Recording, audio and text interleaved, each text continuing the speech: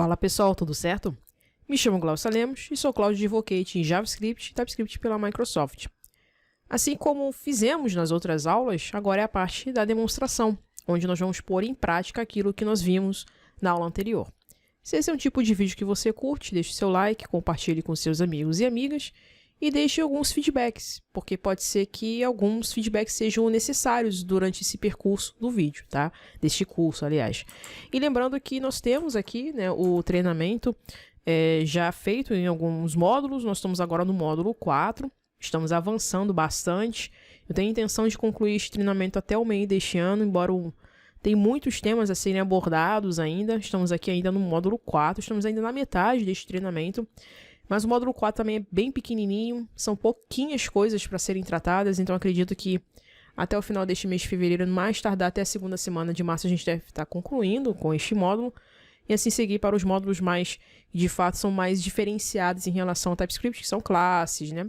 Em relação aos GNUs, interfaces, generics, módulos também que é bastante importante aqui dentro do TypeScript. E todos os códigos desenvolvidos já estão prontos e aqui no repositório. Peço que vocês compartilhem este repositório, até porque aqui tem recursos valiosos que estão alinhados com este treinamento. Inclusive, este treinamento, novamente, eu sempre reforço que ele foi alinhado em conjunto com o time do TypeScript, com recomendações de temas e tópicos, seguindo justamente ali a documentação oficial do TypeScript e principalmente também num livro do Boris Cherny, tá? Falando sobre TypeScript, e também baseado também no curso gratuito de TypeScript da Microsoft, que vocês também podem agora tirar também o certificado depois que você conclui esse treinamento, tá? Então, todo o treinamento está alinhado com esses dois grandes recursos, tá? O livro do Boris Cherny, tá? E conjunto com este treinamento do TypeScript. Se vocês tiverem alguma dúvida, os links já estão aqui na descrição desse vídeo. Bom, vamos retornar aqui à demonstração que a gente tem que fazer em relação às funções. Já criei aqui uma pasta chamada aula 43 e dentro desta pasta eu criei um arquivo chamado functions.ts. Então tem aqui alguns exemplos que a gente vai estar abordando durante o decorrer desse vídeo. Então aqui a gente vai fazer aquele exemplo clássico que nós vimos na aula anterior, que é do somar dos números. Então não tem muito o que dizer aqui, então a gente sempre usa a palavrinha reservada chamada function. O nome da função, que nesse caso é somar dois números, ou somar números, né, também. E dentro desta função ela tem que ter, né, esses parênteses, né, onde nós temos aqui, onde a gente vai definir os parâmetros dessa função, tá? Aqui eu vou definir número 1 como um number, tá?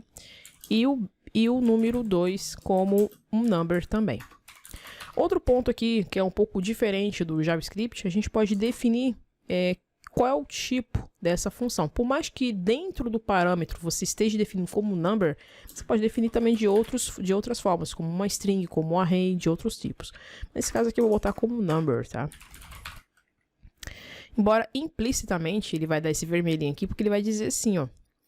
Ah, tá, porque tem que ter um retorno, é verdade. Então, vamos botar aqui o retorno dele, que vai ser num1 mais num2. Beleza. Então, aqui, eu poderia muito bem definir essa função como uma string, um array, né? Por mais que os parâmetros contidos dentro desta função sejam de outros tipos. Isso não é um problema nenhum. Tá? Isso acontece bastante dentro de livrarias, de packages, né? Dentro da NPM, de alguns pacotes, por exemplo. Mas vamos executar essa função. Se a gente quiser, a gente vai criar aqui uma variável chamada resultado. Inclusive vai dar um errinho aqui, porque eu já estou usando essa variável em outro arquivo dentro do próprio... Deixa eu botar aqui essa palavrinha export, assim a gente já consegue reutilizar a variável em outros lugares dentro do escopo, dentro do TypeScript, dentro desse repositório. Vou chamar a função somar números, né? E aqui dentro já está dando um erro porque ele está esperando, né, dois argumentos, né? Justamente o número 1.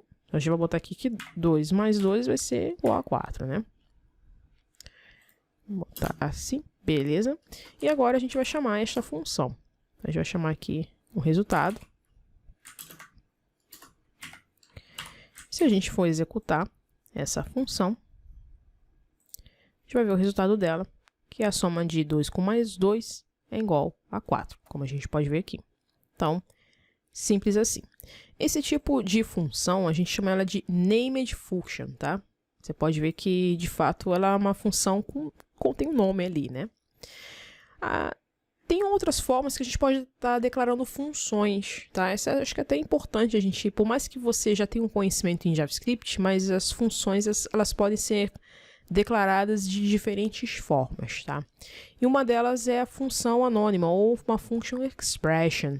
Como é que funciona a function expression, tá? Eu vou criar aqui uma outra função, que eu vou chamar ela de saudar, tá? E aqui, note que eu estou colocando um igual aqui, tá? Vocês vão ver o porquê.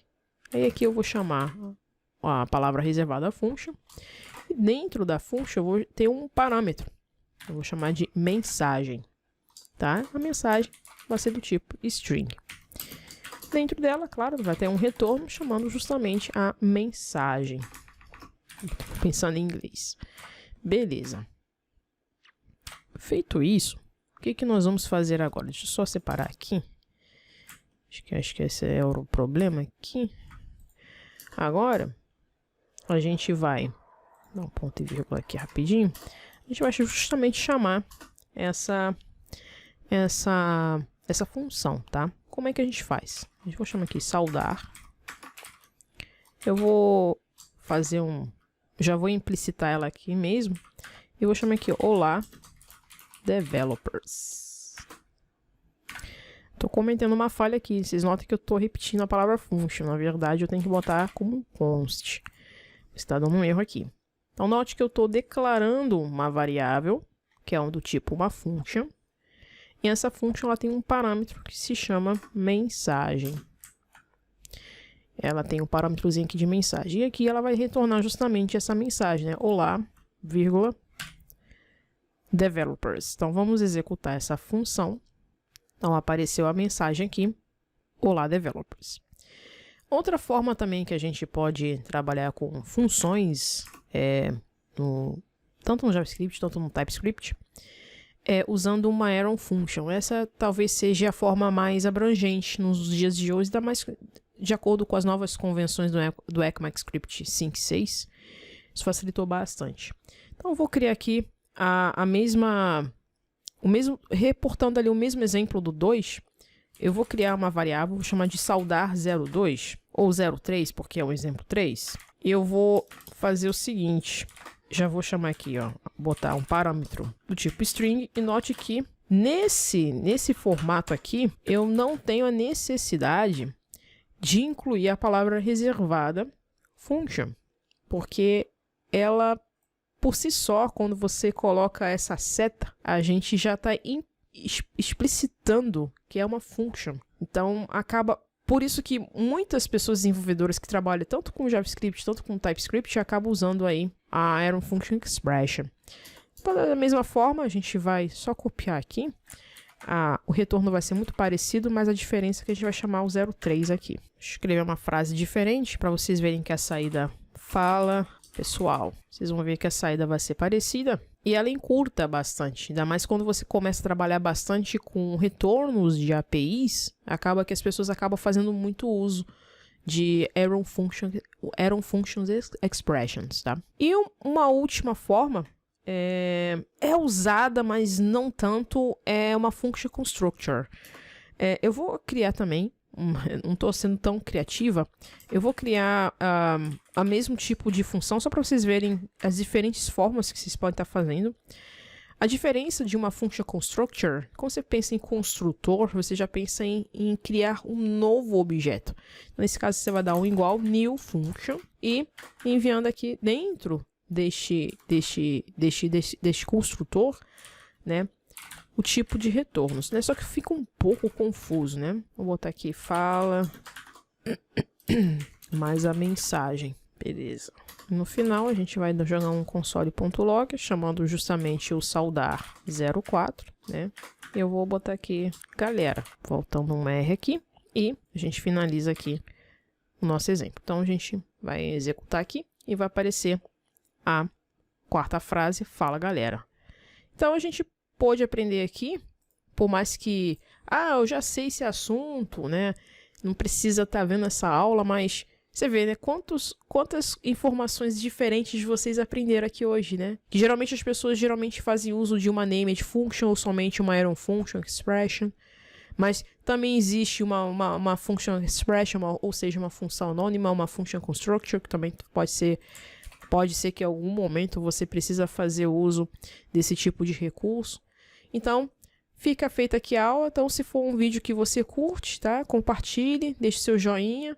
E lembrando que na próxima aula a gente vai estar falando, deixa eu até ver aqui o próximo tema, a gente vai estar falando sobre, deixa eu ver aqui no README principal, a gente vai estar falando sobre, deixa eu ver aqui o assunto, a gente vai estar falando sobre optional parameters. Isso é bastante importante a gente falar sobre isso porque é uma convenção nova dentro do TypeScript, não tão nova, mas é um pouco recente, então a gente consegue trabalhar bastante aí com optional parameters dentro de uma função e é justamente sobre isso que nós vamos tratar nas próximas videoaulas. Então nos vemos no próximo vídeo, pessoal.